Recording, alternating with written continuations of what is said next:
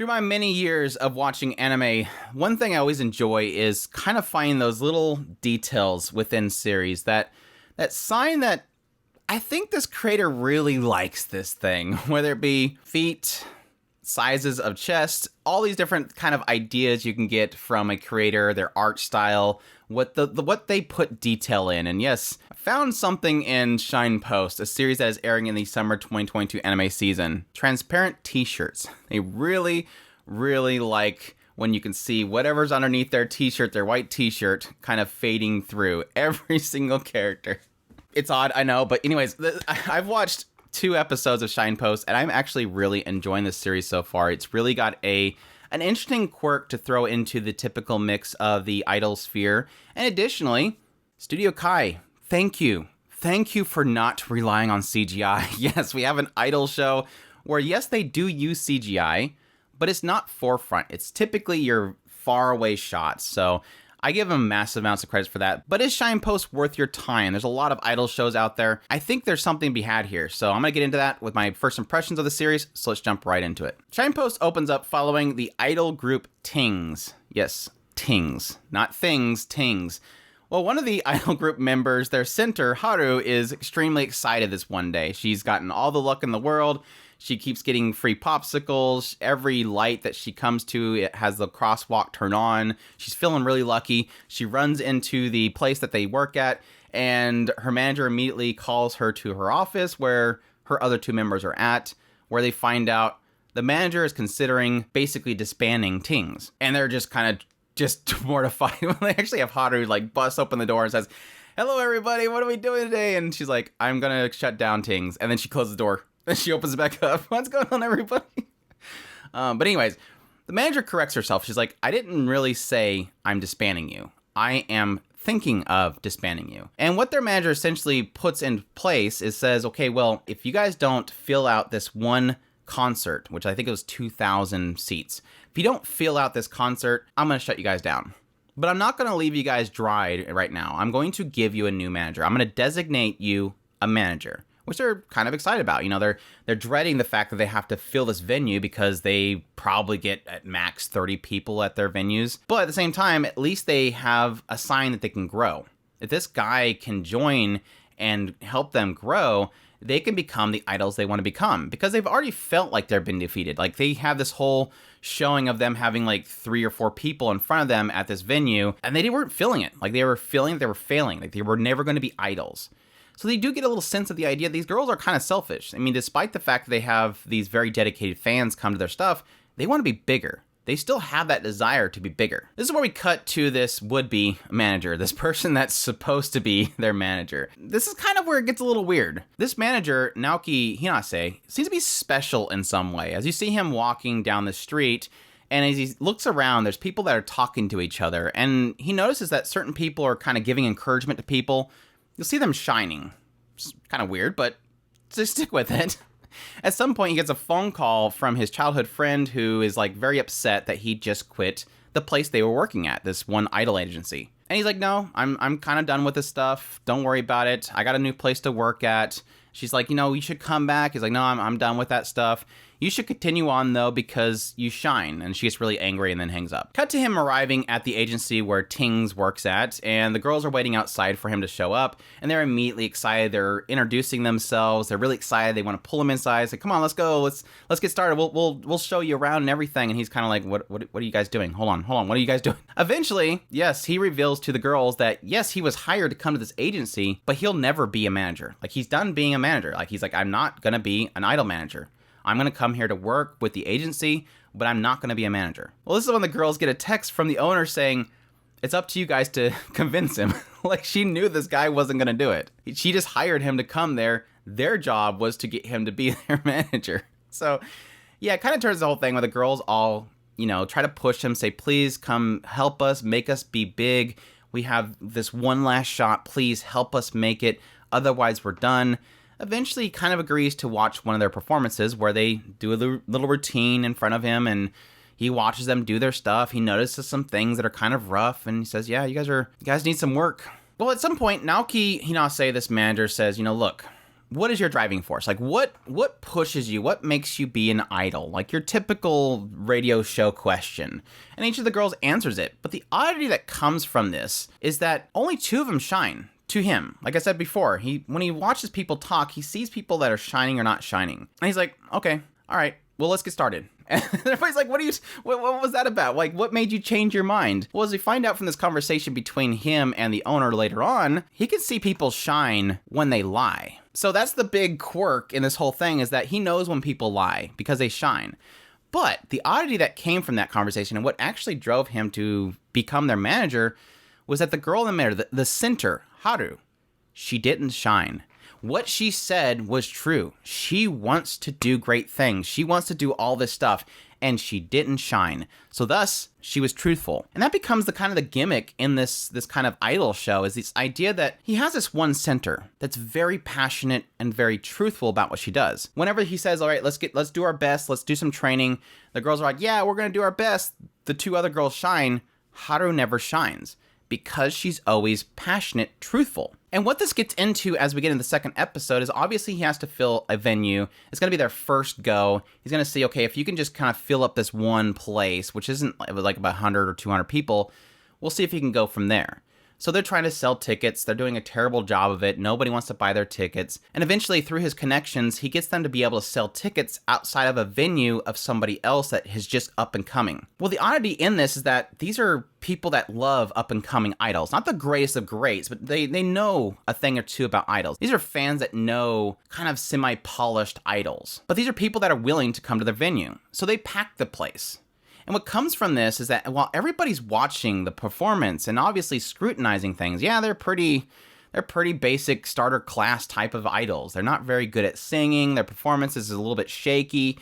But everybody notices the 4 things that really make Tings, this group, so special. Rio is very passionate. She's a go-getter. She puts in that little extra effort, even though she's not polished. Kyoka is just very good at performing. Her style is very, very polished. But Haru, the center, is an oddity. She's probably the golden nugget of this group. What Naoki noticed before was that she always watches the other 2 girls and tries to compensate. So if one kind of leans too far over, she'll kind of become the middle point. She always watches the other 2. She's very observant and she always tries to adjust. But in this one time, he tells her, you focus on the crowd and do a performance for them. And so she locks into the crowd and she knows what they want and she's able to give them what they want. So essentially, before she was always watching Rio and Kyoka and giving them what they need, now she's giving the crowd what they need.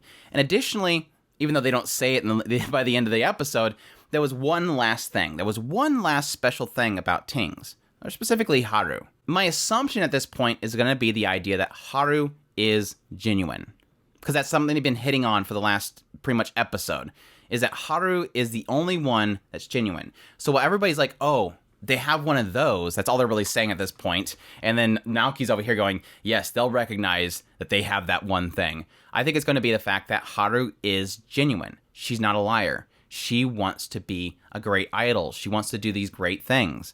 And she's genuine. And I think what they're insinuating is the crowd knows that. Like, the crowd knows that their center is a genuine idol. She genuinely wants to do this. So anyways, I think I've pretty much given my entire opinion on the show just by telling you about it. Yes, I really did enjoy my experience with Shinepost so far. Just 2 episodes already, and I'm really kind of hooked. I think a lot of that has to do with, yes, the performances are great. I really do enjoy the music. And yes, it's mostly animated. It's not CGI, which is great. I really love when shows actually animate their characters.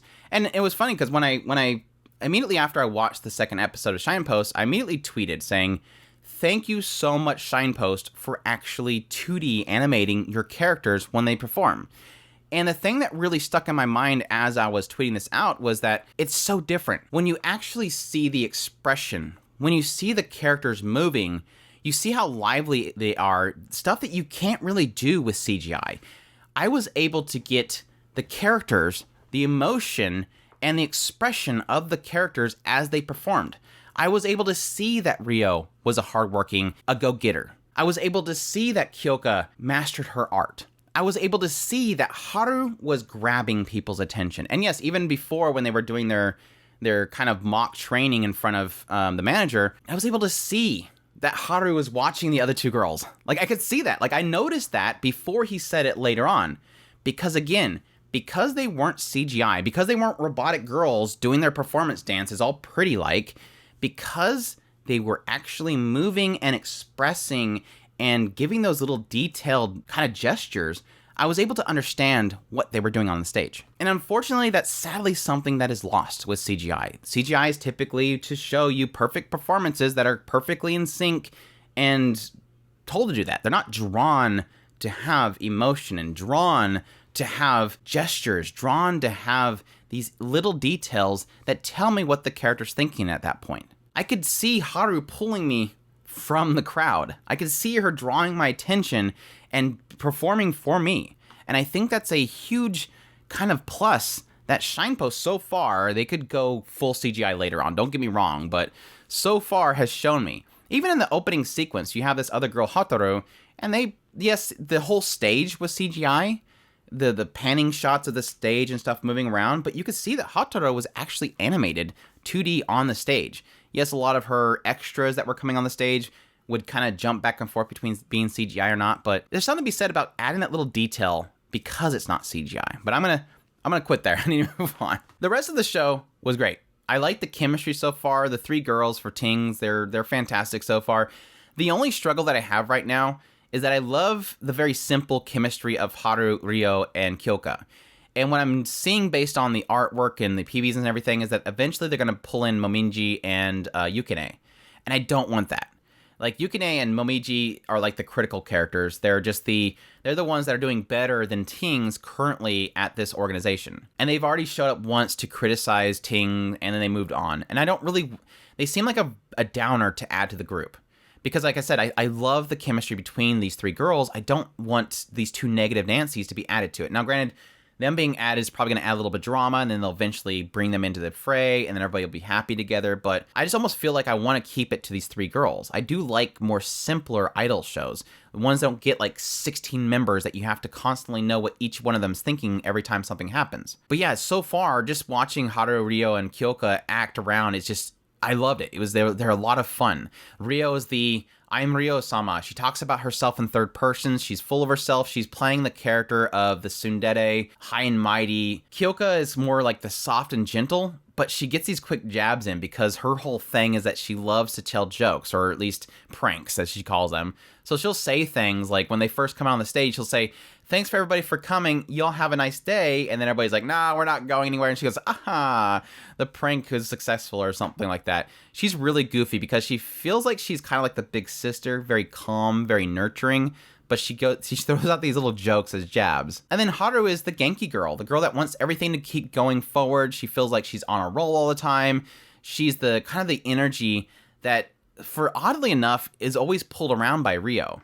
So while, Ryo and Haru think, "Let's do this," and they run off, Kyoka's always the one left behind. She'll join them later on, throw in these little goofy jokes. It's a really good chemistry between the three of these people. And they're doing such a great job of voicing it too, because I think there's a couple of them that just like have no roles whatsoever. So it's really good to see this new talent. They're doing a great job. And yes, their characters are just really, really fun to be around. So you have great chemistry. You have up and coming idols. You have the setup, we're going to get shut down concept. You have the genius guy that's added to the group. Everything's got a formula for something very cool here. And I think the concept they presented at the end of the second episode really does have me excited for what's to come. Because like I said, he finally told Haru what she needed to hear. Focus on the crowd and draw them in. She's a oddity. Now, it's not as if he's discrediting Ryo and Kyoka, because they still have their flavor to add, but obviously Haru is the special thing here. She's the one that's doing something special. Now, what I'm probably assuming will happen, and will probably be interesting, is eventually I wonder if Naoko Hinase is going to finally get Ryo and Kyoka, and possibly the other girls, to finally not shine. Like, finally realize what's special and what they need to do, and then they state it, and then they're not going to shine. He's going to finally get them to become like Haru. Anyways, that's my thoughts on Shinepost. Definitely has a lot of promise, if not for anything, but just for very gorgeous animation. Overall, like, the entirety of the show just looks absolutely gorgeous. They have a nice style to it. It looks a lot more thick of hair and stuff like that you don't normally see in anime. And yes, technically transparent t-shirts, which I don't know was a thing. It is so weird. Anyways, hope you guys enjoyed this video. As always, if you did, make sure to hit that like button down below. Comment, let me know what you thought of this series if you're going to be checking it out. Subscribe to the channel if you've not already so you can get all my content. I do news, reviews, first impressions. If it's anime, it's pretty much here. Additionally, if you want to support the channel more, we have a Patreon link, a super thanks button, and a tips link down below. Definitely appreciate everybody that does, and y'all take care.